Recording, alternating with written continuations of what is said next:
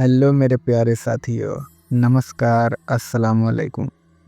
मैं हूं अब्बास और आप सुन रहे हैं हॉरर कहानी, वो भी मेरी ज़बानी।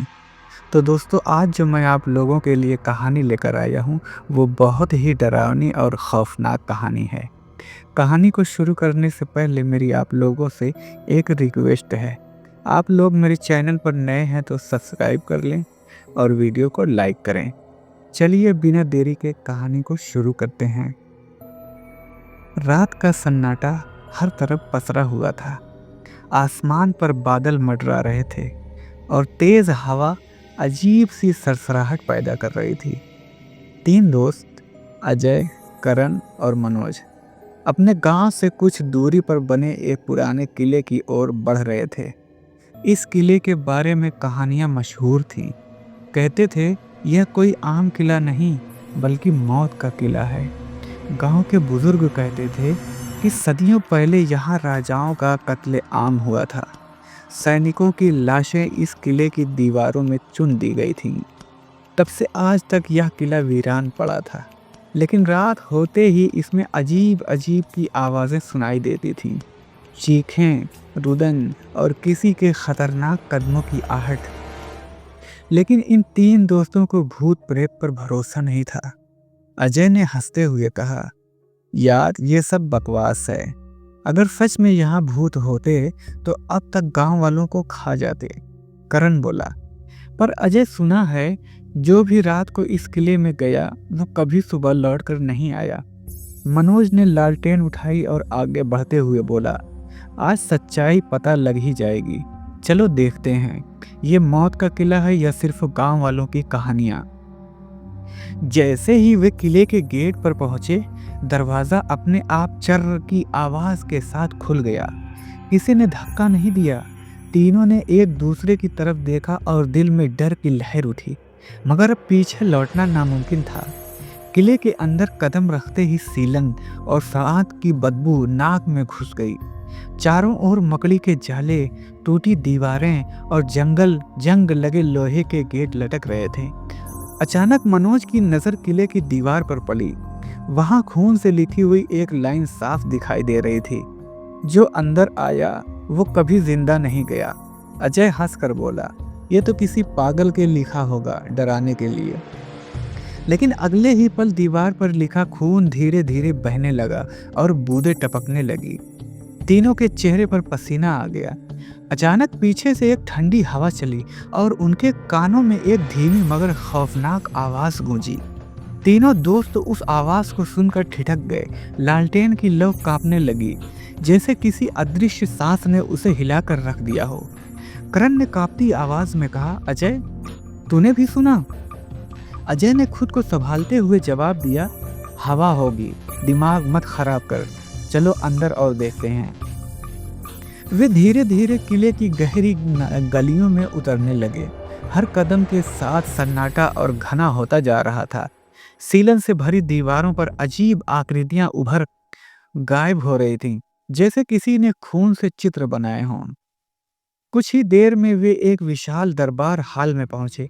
टूटी फूटी कुर्सियां, बिखरे हुए बर्तन और जंग लगी तलवारें जमीन पर पड़ी थीं। अचानक करण की नजर सामने के पत्थर के सिंहासन पर गई। सिंहासन पर एक छाया जैसे आकृति बैठी थी। उसका चेहरा धुंधला था, लेकिन उसकी आंखें जलती हुई अंगारों जैसी चमक रही थीं। मनोज का गला सूख गया। अजय, वो देख, कोई बैठा है।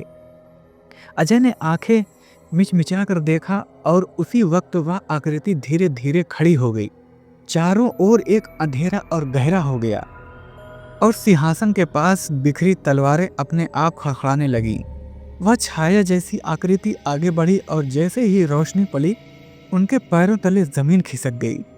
वह कोई इंसान नहीं बल्कि जिंदा लाश थी। उसकी चमड़ी जगह जगह से सड़ चुकी थी, आंखों के गड्ढों से कीड़े रेंग रहे थे और मुंह से सड़ी हुई दुर्गंध निकल रही थी। अचानक वही लाश गरज कर बोली, तुम्हें चेतावनी दी थी, अब तुम भी यहीं रहोगे हमेशा के लिए। इतना सुनते ही दरबार में चारों ओर की दीवारें हिलने लगी। पुरानी दरारों से दर्जनों हाथ बाहर आने लगे। सड़े हुए, खून से लथपथ, हड्डियां निकली हुई उंगलियां। मनो चीख पड़ा, भागो।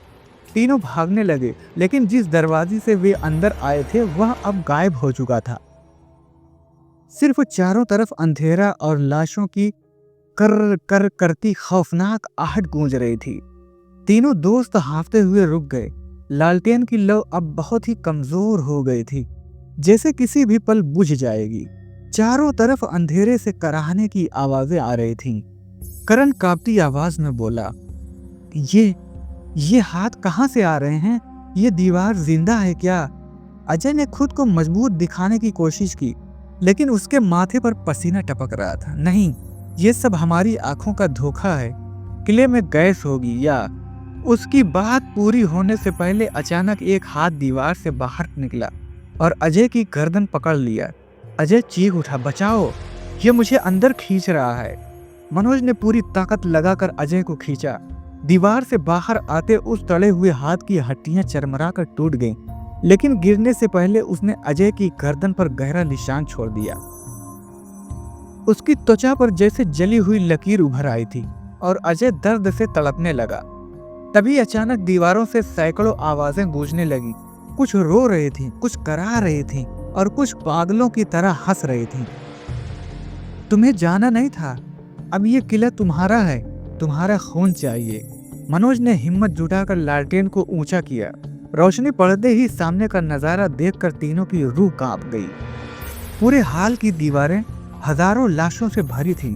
कुछ की आंखें अभी भी हिल रही थी, कुछ के जबड़े खुले थे जैसे चीख रहे हों, और कुछ की हड्डियां बाहर झांक रही थीं। अचानक एक लाश की आंखें अजय पर टिक गईं। उसकी सड़ी हुई जुबान हिली और उसने फुसफुसाकर कहा, तू हमारा अगला शिकार है। और तभी जमीन हिलने लगी, फर्श में दरारें पड़ गई और उन दरारों से खून बहने लगा।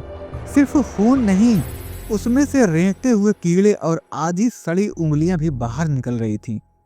करण चीख पड़ा, ये जगह हमें जिंदा नहीं छोड़ेगी। उसी वक्त किले के ऊपर से भारी भरकम ढोल जैसी आवाज गूंजी, जैसे किसी ने मौत की घोषणा कर दी हो। ढोल की आवाज पूरे किले में गूंज रही थी। हर दीवार कांप रही थी और हर दरार से खून की लाशें बाहर आने लगी। अजय, करण और मनोज अब पूरी तरह फंस चुके थे।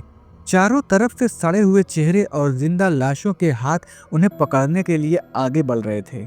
अजय दर्द से तड़पते हुए बोला, हम यहाँ से निकल नहीं पाएंगे, ये मौत का किला है। लेकिन उसी समय करण की नजर सिंहासन के पीछे पड़ी। एक दरवाजा जैसी जगह पर गई। वह टूटी फूटी थी और उस पर भी खून के निशान बने थे। करण चिल्लाया, उधर शायद कोई रास्ता हो। तीनों दौड़ते हुए उस दरवाजे तक पहुंचे। जैसे ही वे दरवाजा खोलने लगे, किले की सारी लाशें एक साथ चीख उठी। भागकर कोई नहीं बचा, सब यहीं मरे। मनोज ने पूरी ताकत लगाई और दरवाजा धक्का देकर खोला। अंदर एक लंबा अंधेरा सुरंगनुमा रास्ता था।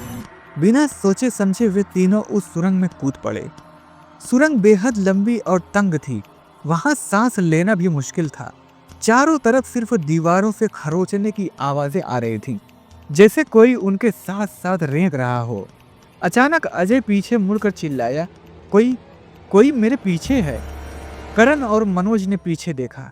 अंधेरे में चमकती हुई लाल आंखें उनका पीछा कर रही थी। वह वही जिंदा लाश थी जो सिंहासन पर बैठी थी। उसकी भयानक आवाज गूंजी, कोई भी इस किले से जिंदा बाहर नहीं जाता। तुम्हारी आत्माएं अब मेरी सेना का हिस्सा बनेंगी। अब तीनों भागते भागते सुरंग के अंदर तक पहुंचे। वहां एक लोहे का भारी दरवाजा था। मनोज ने घबराकर धक्का दिया, लेकिन दरवाजा नहीं खुला। अजय ने लालटेन दरवाजे पर मारी, लौ बुझ गई और अंधेरा घना हो गया। करण ने पूरी ताकत से दरवाजे पर लात मारी। अचानक दरवाजा टूटकर खुल गया और बाहर का चांदनी रोशनी भरा आकाश दिखाई दिया। तीनों किसी तरह बाहर भागे और जमीन पर गिर पड़े। पीछे मुड़कर देखा तो किला पहले जैसा वीरान खड़ा था। कोई आवाज नहीं, कोई हरकत नहीं, मानो कुछ हुआ ही ना हो। मनोज हांफते हुए बोला, क्या हम बच गए? अजय की आंखों में डर और थकान साफ झलक रही थी।